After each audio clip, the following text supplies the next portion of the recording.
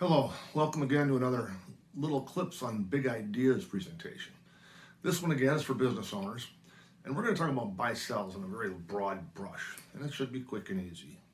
Now, buy-sell agreements are in place for a number of reasons, the primary ones being if you have multiple people running a company that own it, one of the people dies, you're going to want to get the estate or the surviving spouse their money. Most of the time, the surviving spouse will not have the skills that the deceased spouse had to come into the business and to help you run it. So you're going to want to buy them out. Now, if a person becomes disabled, look at the disability clip that we put out. The little clip on disability is important because there's some variables and I'm not going to be able to cover them here. I'll cover them there. A person becomes disabled, same rules apply. At some point, you're going to need to pay him and or her and or the family based on their value to the company or their value within the company for the same reasons. You can't just continue making payments to them dividend-wise and wage-wise to make them whole. The company can't handle it. And if it does, it's going to be a drain on the survivors. Buy-sell agreements, by the way, are really about the survivors, right? You want a smooth transition if you can get it. So buy-sells come in two flavors, really. One is redemption. So you can have 10 people inside of a company, 10 people that have ownership, and if one of them passes away or becomes disabled, the company would purchase their shares and or units and then redeem them, meaning those shares would essentially go away and everybody else, the other 9 people's position would increase.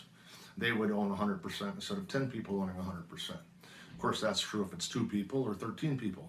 All right. Redemptions agreements are pretty good, except that there's one tax catch to them. And that is that you don't get new basis as one of the other owners. If you go to an example with just a couple people, and if you are the survivor and I am the deceased, and the insurance comes in because you buy insurance and you get the insurance, you pay me off. You pay off my spouse in my case, and then you get my shares. Well, when you do that, you get brand new basis on those shares. So it has a tax advantage, or at least a potential tax advantage, to do what's called a cross purchase. So a cross purchase is when you and I take care of each other. An entity agreement that has a redemption feature is something where the entity takes care of it. Okay. Now both of those things can use insurance. I mentioned wherever I can that you have like 4 times more likely to become disabled than you are to die during your working years. But those bets do need to be covered. Sometimes an operating agreement will have a buy-sell within it. If there is, you want to flush it out. If you don't have a buy-sell agreement, I suggest you get one. You can go online. There's hundreds of examples.